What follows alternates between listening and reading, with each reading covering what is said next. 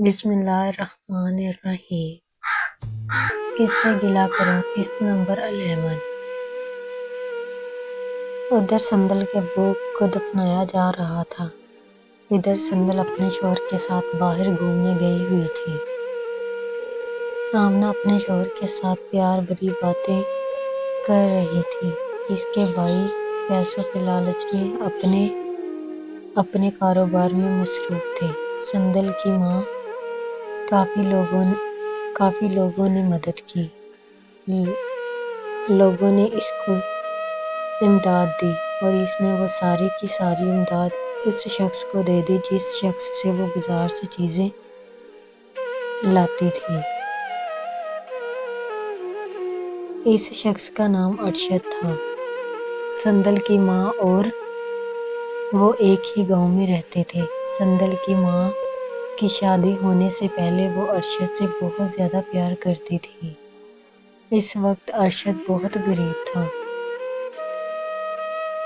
اور وہ کسی کی دکان پر کام کرتا تھا۔ تب اس نے بہت کوشش کی تھی کہ سندل کی ماں کے ساتھ شادی ہو جائے، لیکن غریب ہونے کی وجہ سے سندل کی ماں کے گھر والے نہ مانے اور اس کو رشتہ دینے سے انکار کر دیا۔ اس غربت نے ارشد سے اس کی محبت چھین لی۔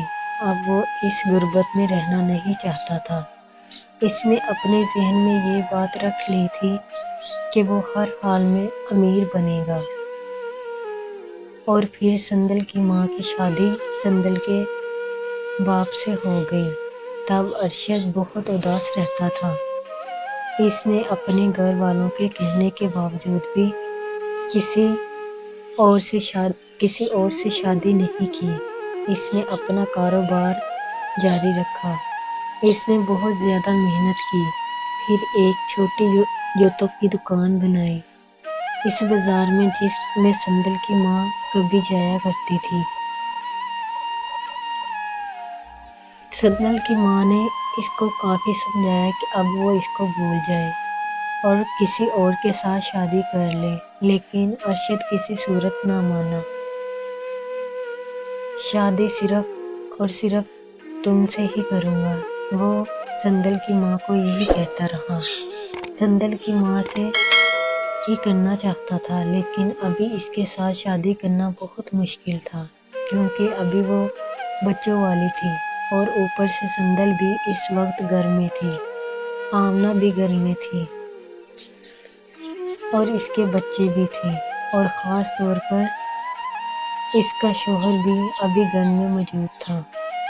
لیکن تھوڑے ہی عرصے میں ایسا ہوا کہ آمنہ گھر سے چلی گئی اور سندل کی شادی ماجد کے ساتھ ہو گئی اور اس کے 2 بیٹے تھے، وہ کسی اور شہر میں چلے گئے اور اوپر سے اس کا شوہر بھی بیمار ہو گیا اور سندل کی ماں جاتی تو کس کے پاس جاتی کیونکہ اس کے پاس کھانے کے لیے کوئی بھی سامان نہیں تھا، تو اس کو کسی کی مدد کی بہت زیادہ ضرورت تھی۔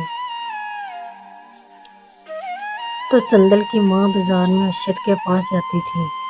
سندل کی ماں کی عمر کافی کم تھی کیونکہ جب اس کی شادی ہوئی اس کی عمر بہت کم، لیکن سندل کا والد بڑی عمر کا تھا۔ عمر کے حساب سے اب وہ بیمار بھی تھا۔ سندل کی ماں اپنے بزرگ شوہر کا زیادہ خیال نہیں رکھنا چاہتی تھی۔ اوپر سے وہ ارشد کی باتوں میں آ گئی۔ وہ چاہتی تھی کہ اس کا باپ مر جائے اور اس کی جان چھوٹ جائے۔ اس کا شوہر اب زیادہ دیر اس دنیا میں نہ رہا۔ اس کے اوپر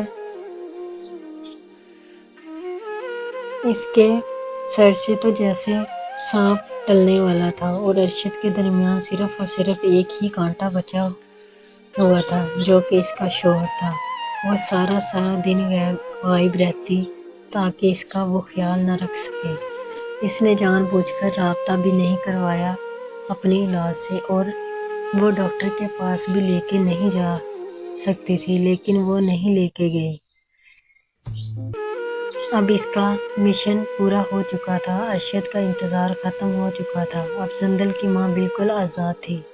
इसने अपने शौहर के मरने के बाद अपना घर छोड़ दिया और थोड़े ही अरसे बाद इसने अरशद के साथ रहना शुरू कर दिया और इसके साथ ही शादी कर ली। अब जिस घर में कभी रौनकें हुआ करती थी, इस घर को ताला लग चुका था। जिस घर में कभी इतनी जिंदगियां हुआ करती थी, आज इस घर में कोई एक फर्द भी नहीं था। मोहल्ले के लोगों को हिदायत करते थे कि इस घर के पास भी ना जाए, क्योंकि इस घर में जिन्नों का साया रहता है।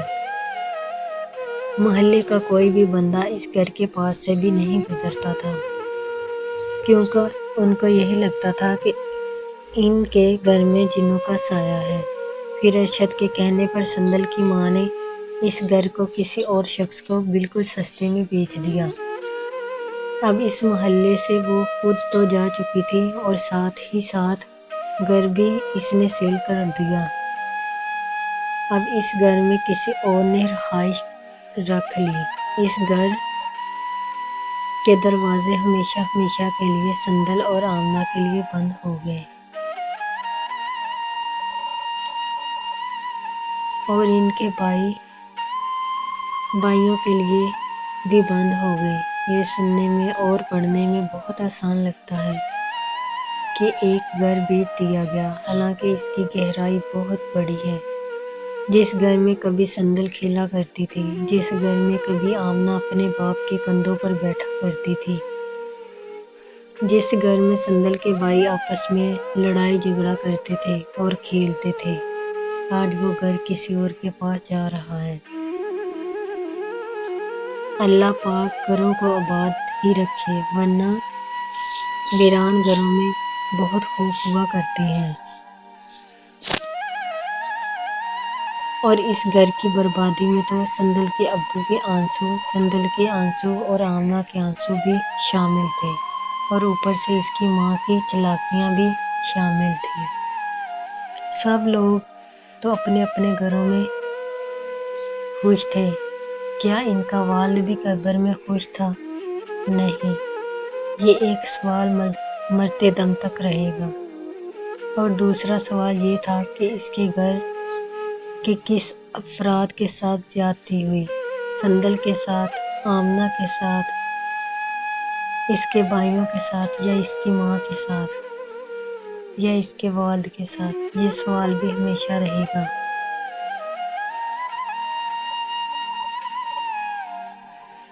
अब संदल के अब्बू को फौत हुए काफ़ी अरसा हो चुका था। इसकी माँ अरशद के घर में खुशी से ही रहती थी। आमना के पास भी अब एक बेटी थी और मुदस्सिर की दोनों बहनों की शादी हो चुकी थी। इस घर में मुदस्सिर, आमना इसका ससुर और इनकी बेटी थी, और अब संदल का बेटा अबू बकर भी बड़ा हो चुका था और संदल को अल्लाह ताला ने एक और बेटी से नवाजा। अब संदल के पास 2 बच्चे थे, एक अबू बकर और दूसरी इसकी बेटी लारैब। डॉक्टर माजिद ने अपनी बेटी की पैदाइश होने तक संदल का बहुत ज़्यादा साथ दिया, लेकिन इसकी पैदाइश के थोड़े ही दिनों बाद डॉक्टर माजिद फिर से गायब रहने लगा। इस बार वो बहुत कम खर्चा दिया करता था। जब संदल इससे पैसे मांगा करती थी, वो बहुत ही बद अखलाकी से बात करता और कहता, मेरे पास नहीं है, मैं कहाँ से दूँ पैसे इतने, जितना काम करता हूँ तुम्हें भेज देता हूँ, इतने ही मुझे पैसे मिलते हैं। हालांकि वो ऐसा जानबूझ के करता था। वो संदल को अब मज़ीद पैसे देना भी नहीं चाहता था। कभी जो संदल इसको हूर पड़ी लगती थी, अब वो इससे कतराने लगा था, बात बात पर बेरुखी करता था। कभी कभी वो अपनी गलती की माफ़ी भी मांगता था और संदल को खुश भी कर लेता था, लेकिन अब इसके मूड का बिल्कुल भी पता नहीं चलता। ایسا لگتا تھا جیسے وہ سندل کے جذبات کے ساتھ کھیل رہا ہو۔ وہ ایک پل میں سندل کو خوش کرتا اور دوسرے پل میں سندل کو رلا دیتا۔ سندل بہت اداس رہتی تھی اور اس کی اداسی کی وجہ ماجد تھا۔